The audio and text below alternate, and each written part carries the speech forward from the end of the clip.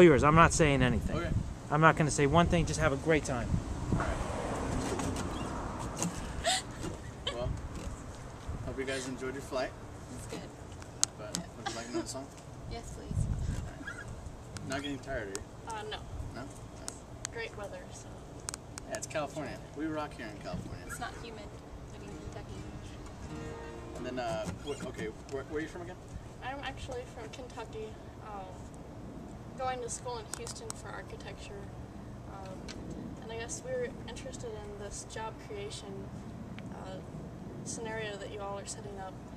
I think it's extremely interesting that creativity has to drive job creation. When the economy was doing really well, creativity was kind of lacking, and there was a lot of bureaucracy and nothing really interesting was going on.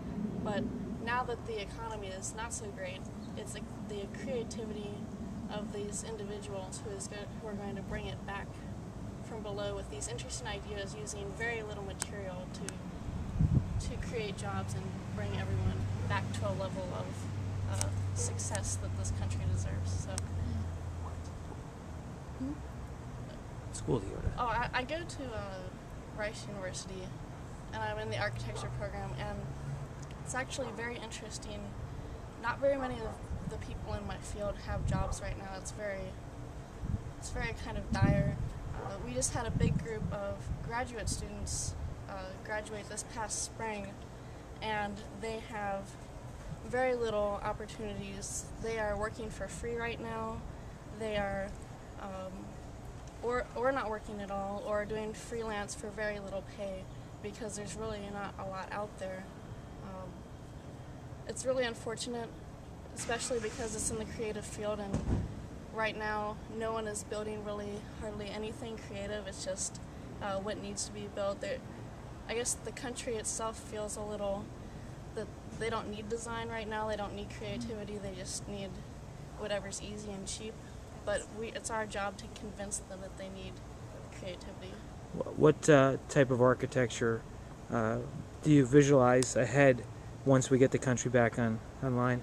Well, I'm extremely interested in communal architecture, something that within the city that brings the community together, that kind of creates conditions in which people can interact and become more of a community and less of this kind of suburban sprawl that it currently exists, because people kind of become lost and don't really interact.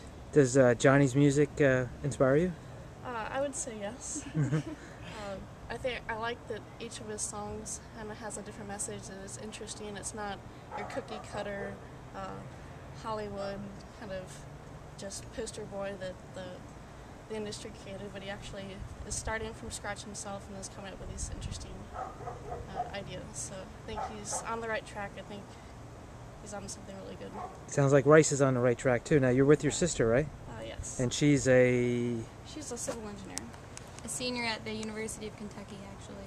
And I'm kind of the reason we're out here. I listen to his music, and I love music, but my favorite part about music is the lyrics, and his lyrics spoke to me. They're not just like Lady Gaga, where you have no idea what she's saying half the time, but like you listen to his and you know what he's trying to say, and you get that he really means what he's trying to say, and he has a good voice, and it's not I was going to say Photoshop, that's clearly the wrong word. Auto-tuned. It's just straight. Like, we just heard it right now, and it sounds even better than, like, on video, so. So two super intelligent women have traveled how many miles? It's a lot. Several thousand, I don't know. 5 hours on the plane. Oh, 5 hours on a plane. Oh, okay, that's right. You're not driving. I didn't drive. Okay. Just couldn't handle that. That's a long way to go for some good music, and I think it's really amazing. I mean, you guys are working hard in school and Definitely. Apparently love the arts, and that's why you're here.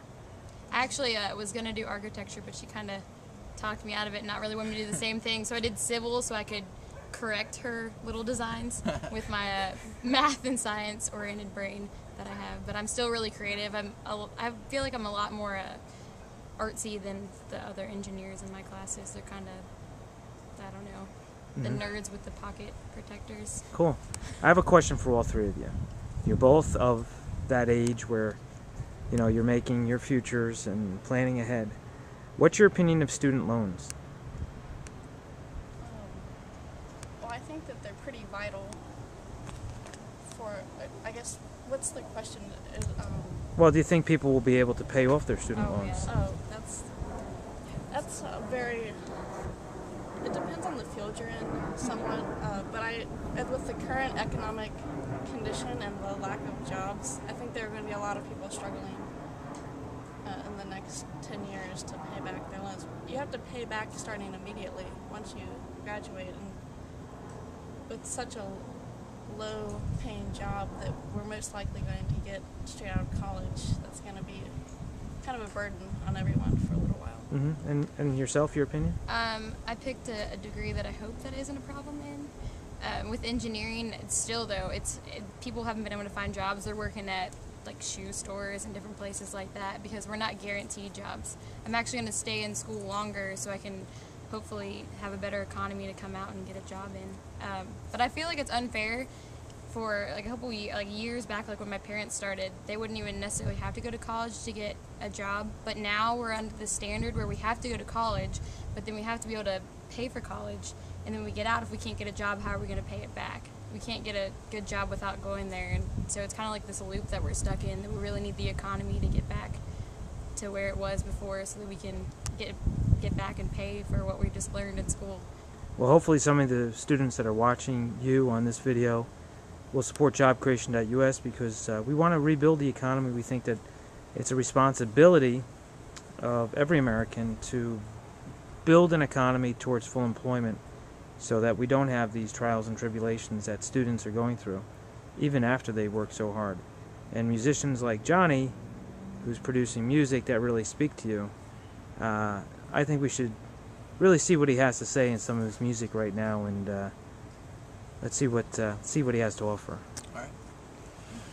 Well, first, I just want to say, you know, I know some people that are in their 30s and 40s that are, you know, struggling with their families, still trying to pay off loans, and I just wish there was some easier way, because you know, you get this loan, and of course, you know, you're blessed if you get the loan, you're blessed with, you know, some or most of the funds to go on and do what you want. But then, like Amy was saying, you know, a lot of people force you to pay these things off right away. And, you know, you're just starting out, you need some breathing room to get comfortable and get set and get the education and get the experience and the time, and then, you know, succeed in the field that you want. So hopefully we'll see some change, though. Well, apparently your music is speaking to some very, very intelligent people. So let's take a listen to some more of it. All right.